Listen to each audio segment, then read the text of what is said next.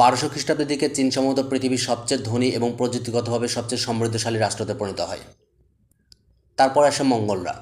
1215 সালের দিকে Genghis Khan Beijing দখল করে নেন এবং 1260 সালে চেঙ্গিস খানের স্থলাভিষিষ্ট হন তার নাতনি কুবলাই খান।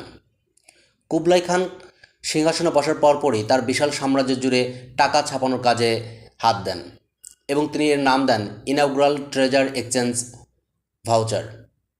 এর আগে চীন দেশে টাকার প্রচলন থাকলেও এত ব্যাপকভাবে তা ব্যবহৃত হতো না, কারণ মানুষজন শুধুমাত্র একটা কাগজের টুকরোর বিনিময়ে তাদের জমানো সম্পদ কিংবা উৎপাদিত ফসল জমা রাখার জন্য প্রস্তুত ছিল না, অনেকে বিশ্বাসও করতো না।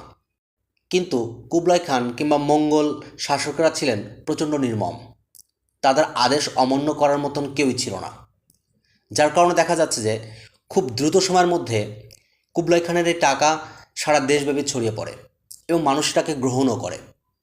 পরবর্তীকালে 1268 সালের দিকে চীনের বিপ্লবী নেতা হাং উ মঙ্গলদের দেশ থেকে বিতাড়িত করে।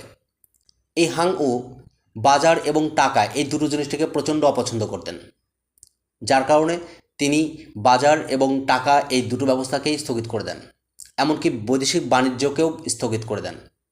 তিনি চেয়েছিলেন চীনকে অর্থনৈতিক বিপ্লবের পূর্ব অবস্থায় ফিরে নিতে, যার ফলশ্রুতিতে 1400 সালের দিকে দেখা গেল চীন থেকে কাগজের টাকা সব উধাও হয়ে গেছে। এভাবেই চীনে টাকার জন্মও যেমন হয়, মৃত্যুও হয় তেমনি। আর এই গল্পগুলো সবই বলছিলাম জ্যাকব গোল্ডস্টানের মানি এই বই থেকে।